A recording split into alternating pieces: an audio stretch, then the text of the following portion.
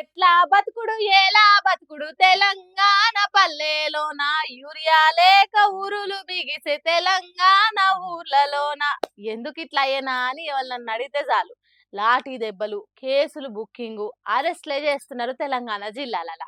ఇగో ఈ అక్క ఏమంటుందో ఒక్కసారి నోడ్రి. 5,000 ఒక్క ఎకరం దున్నించుకున్నా ఒకసారి మందులేదు 2 నెలలకు అది తెల్లదాకా ఎవరో తెచ్చుకున్న ఎవరో 5 నెలలకు అందుతాయి. 500 ఒక్క బొక్క అయినా దొరుకుతలేదు. ఈ పెట్టే లాభం పెట్టకే లాభం, ఈ ప్రభుత్వం వచ్చే లాభం రాకే లాభం.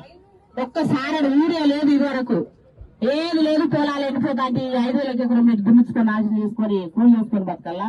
కూలి చేస్తానికి కూడా పొలం దొరుకుతలేదు. మళ్ళీ అది బండం కూలి చేయవు. పొలంలో చల్లేదానికి చారెడు మందు లేదు. 5,000 పెట్టి పొలాలు దున్నించుకుంటే యూరియా కోసం అరి గోస అవుతున్నది. ఈ సర్కారు వచ్చేం లాభం రాకేం లాభం. కూలినాలు చేసుకొని బతుకుదామని చూసినా పంటలే వండంది పీల్చేటోడు ఎవడు. 500 పెట్టినా ఒక్క యూరియా బస్తా దొరుకుతలేదు. ఏడవోము మేము ఎంతగాని కొట్లాడము అన్నట్టు ఎంతెంత ఎల్లగాక్కుతున్నది. పక్కకే మాజీ మంత్రి ఎర్రవల్లి దయాకర్ రావు కూడా ఉన్నాడు. రైతులతో కలిసి యూరియా కోసం లొల్లి చేస్తుంటే పోలీసులు అరెస్ట్ చేసిండ్రు. యూరియా కోసం రైతులు లొల్లి చేసే కాడికి వచ్చి అరెస్ట్ చేసేదానికి మస్తు పని చేస్తున్నది సర్కార్ గాని సరిపోను యూరియా ఇచ్చేదానికి మాత్రం పని చేస్తలేదు. ఇగో గీడ చూడండి, రైతన్నలు రాత్రి పగలనుకుంటా ఎట్లా పడిగాపులు కాస్తున్నారో.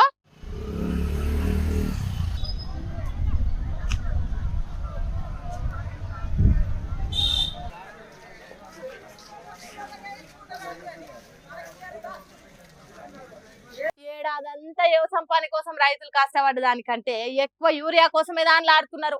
ఇగో గీడ చూడుర్రి కొంతమంది ఎట్లా సొమ్మసిల్లి కింద పడిపోతున్నారో.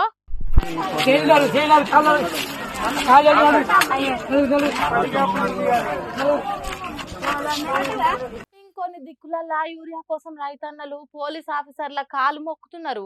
అయ్యో దేవుడా మాకు ఎసొంటి గతి తెచ్చినవురా అని లబ మొత్తుకుంటూ రైతన్నలు. ఎన్నికల పోటీలా కుక్క సాగు చేస్తామని తెలిసినా నా అంత మొనగాడలేడు అని ఒక్కొక్కని షీల్చి చిండాడతామన్నట్టు తొడలు కొట్టాలి రాజకీయాలల్లా. ఎన్నికల పోటీ చేస్తే డిపాజిట్ రాదని తెలిసినా మాకు 2 లక్షల మెజారిటీ వస్తుంది, కడమ పార్టీలు గల్లంత అయిపోతాయి అని చెప్పాలి. కానీ గీసారేంది సొంత పార్టీ గాలి తీసినంత పని చేసిండు. నేను గెలుస్తున్నది నాకే తెలియదు, నేను గెలిచిన మా పార్టీ గెలుస్తున్నది నాకు తెలియదు, పోనీ మా ప్రభుత్వం తెలియదు, పోనీ మా ప్రభుత్వం వచ్చిన స్కీమ్స్ తెలియదు. నాకు దేవుడి నుంచి ఇచ్చింటే ఇస్తా చెప్తా. మరి ఎవరు వచ్చారంటే ఏమని జరుగుతానికి అది మోసం పాడదు కాబట్టి నా హామీ ఇప్పుడు కూడా మీరు అడిగినట్టు ప్రయత్నం చేస్తా. ఓర్ని బలంగా బండి గుంజాల్సిన ఎద్దు గాని ఎత్తేసిందంటే గిదే కావచ్చు. రాజకీయాలలో ఉన్నోళ్ళు ఇట్లా మాట్లాడతారా ఎక్కడన్నా? నేనే గెలుస్తానో గెలవను అనే మాట అనొచ్చునా సరే, తన మీద తనకు నమ్మిక లేక అన్నాడు కావచ్చు గాని మొత్తం కాంగ్రెస్ పార్టీ గెలుస్తుందో గెలవదో అని అంటాడా? బలం లేకున్నా ఎదుటోని భయపెట్టాలి, ఒంట్ల సత్తువ లేకున్నా ఒక దెబ్బ జంపు అన్నట్టు మాట్లాడాలి గాని మంత్రి గారు చేతులు ఎత్తేసినట్టు మాట్లాడిండు. ఇందిరమ్మ నమూనా ఇండ్లు ప్రారంభోత్సవానికి బోత్ నియోజకవర్గానికి పోయిన మంత్రి సారు గిట్ల తన కడుపులు ఉన్నదిగా అక్కిండు. అంతేకాదు నేను మీకు మాట ఇయ్యలేను అని జనం నారాజు అయ్యేటట్టు చెప్పిండు. లీడర్ అంటే గిట్లనా ఉంటే మీకేం కావాలనో చెప్పుండ్రి, వచ్చే 7 వరకు ఇస్తా అని చెప్పాలి. ఎన్నికలకు ముందు తులం బంగారం ఇస్తామని చెప్పినట్టు చెప్తే అప్పుడు గాని రాజకీయ లీడర్ అనిపించుకోలేడు.